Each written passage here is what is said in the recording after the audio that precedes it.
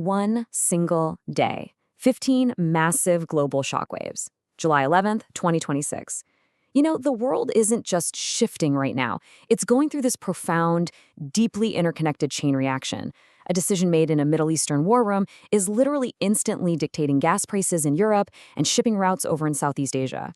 Welcome to The Explainer. I am so glad you're joining us today. Our goal here is actually pretty simple.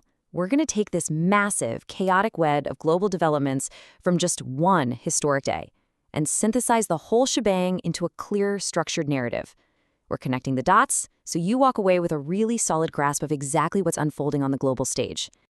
So, to make sense of all this noise, here's our mental map for today. We'll be hitting 4 chapters: escalating global conflicts, economic and trade shockwaves, cyber and corporate warfare, and finally, health and habitat crises. Let's jump right in. Chapter 1: Escalating Global Conflicts. We're starting with the absolute loudest, highest-stakes geopolitical explosions happening right now. The US and Iran are locked in this incredibly dramatic, accelerating cycle of escalation. US forces literally just launched a third wave of heavy aerial bombardments inside Iran, retaliating for an Iranian assault on a commercial vessel earlier today. And in response, Tehran's state media officially announced they're closing the Strait of Hormuz to all traffic. But guys, here is the truly fascinating contradiction happening behind closed doors. Senior US officials are saying that Iranian negotiators are privately blaming an errant internal hardline faction for the shipping attacks. Why? Because they're desperately trying to protect back-channel peace talks with Washington, right in the middle of getting bombed. It is an unbelievable dual-track strategy of public war and private diplomacy. And adding immense dramatic weight to this whole standoff is a public address from Iran's supreme leader, Ayatollah Mujtaba Khamenei. He swore that the regime will aggressively avenge the death of his predecessor and father, former Supreme Leader Ali Khamenei, stating it's about intergenerational revenge, regardless of my own personal survival. When a leader publicly commits to a path regardless of their own survival, it's a huge signal to the international community that traditional deterrence just might not work here. It makes the conflict incredibly volatile.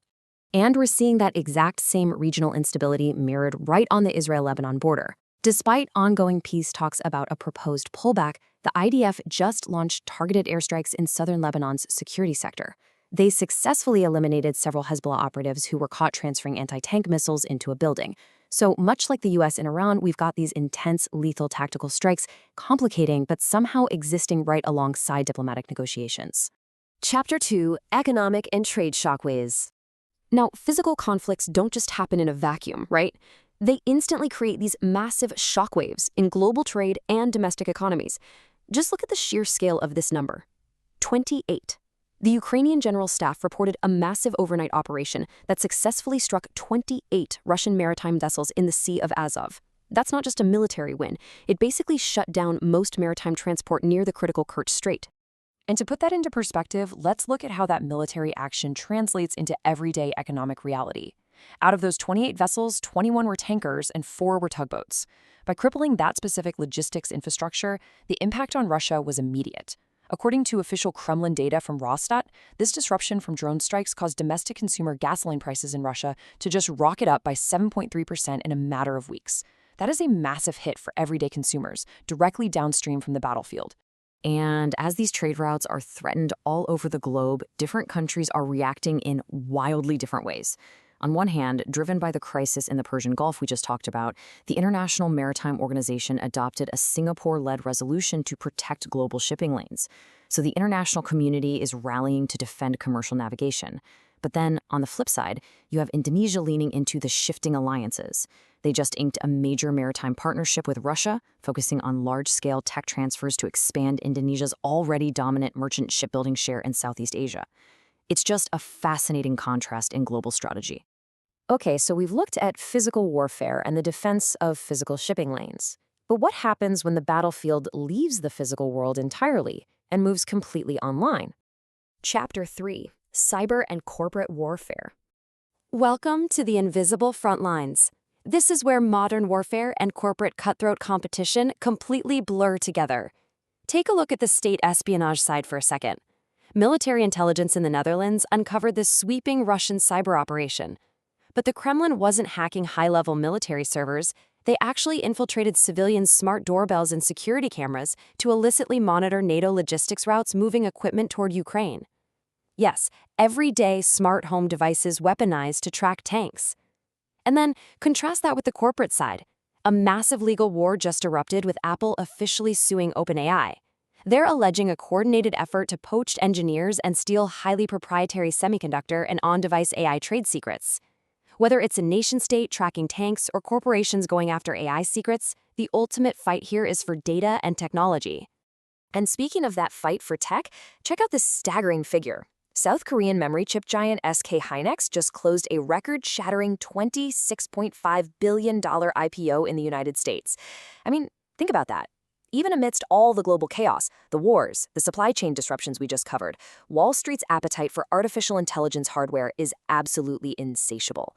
The capital flowing into the AI sector is historic, literally dwarfing all previous market expectations. But this tech boom isn't getting a free pass. Regulators are fighting their own war against big tech. The European Commission just issued a preliminary finding against Meta, basically declaring that the deliberate platform designs of Instagram and Facebook are breaching the Digital Services Act. The EU is officially stating that Meta's addictive design actively exploits the vulnerabilities of children and teenagers, and they are threatening some very severe penalties. Chapter 4: Health and Habitat Crises. So let's shift our focus away from the geopolitical and tech spheres for a moment and look at the macro-level human and environmental stakes. Over in the Democratic Republic of the Congo, the U.S. State Department and the embassy in Kinshasa have issued their absolute most severe health advisory, a strict do-not-travel warning for the entire country. And you need to understand, this isn't just a precautionary heads-up. They are ordering American citizens to avoid the region entirely because of a lethal, completely uncontained Ebola outbreak. While the whole world is glued to the Middle East and AI advancements, we have a highly dangerous public health crisis rapidly unfolding right under our noses.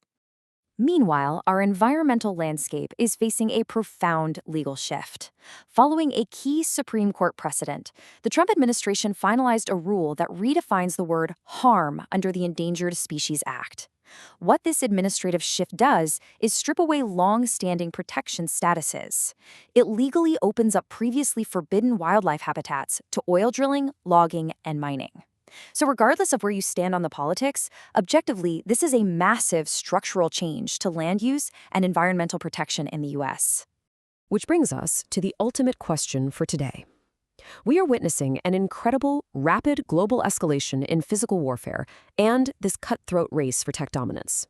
But if all these dramatic events consume literally all of our international focus and resources, what catastrophic vulnerabilities are we missing, or just completely ignoring, in our global health systems and our natural environment?